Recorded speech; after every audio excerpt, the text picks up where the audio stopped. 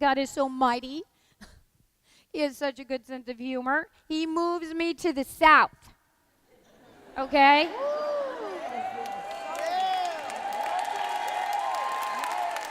I mean, there was nothing crazier to me other than Christians than Southern people. I'm just saying. People here say things like, all y'all. That's not even a word, all y'all. What does that mean? There's a church on every corner instead of a Starbucks. In LA, everyone says, hey, what do you do for a living out here? They're all like, where do you go to church? I'm like, church? I got a church in Neiman Marcus. I don't know where you all go to church. But God is mighty. Right? And he has a sense of humor. God is mighty. So, he moves me into this neighborhood with a bunch of gated Christians. Gated, behind, I could not get out.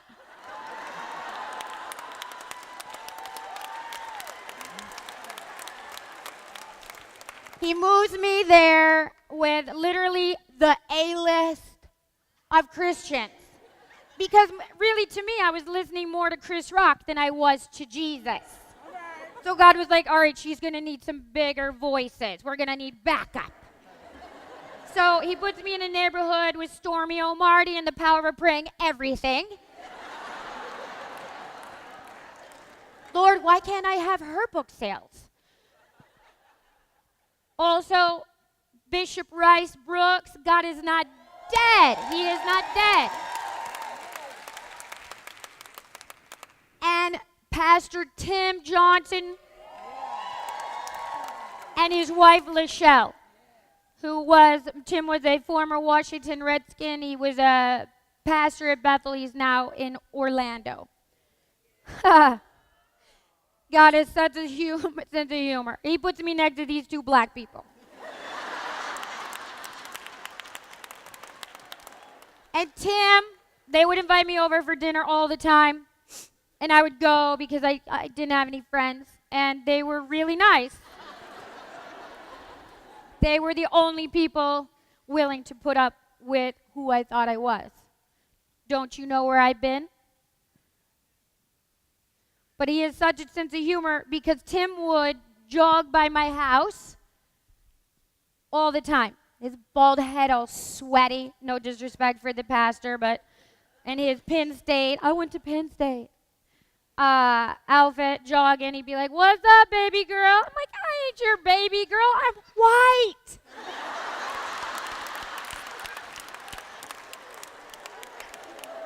And I would be reading the Good Word. Us magazine.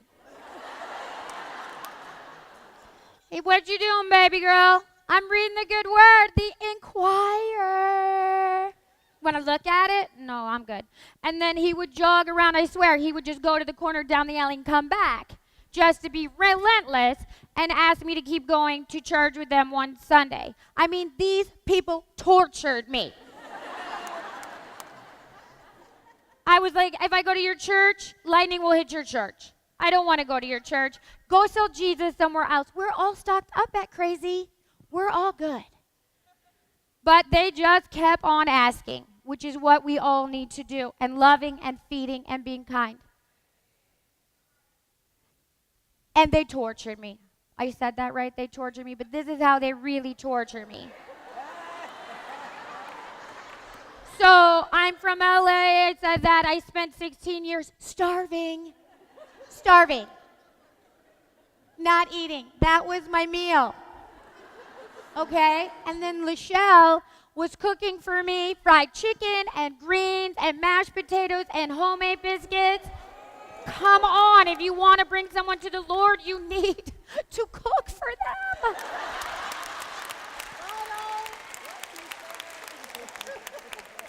I remember going into her house, it's just controlled chaos and just love, and watching her cook and taking raw meat and putting it in a pan, and I was looking at the pan thinking, what is that in the pan? I said to her.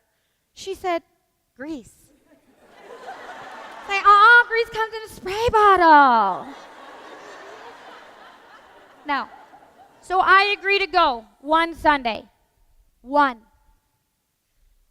Really, honestly, I just agreed to go to solidify my meal that night.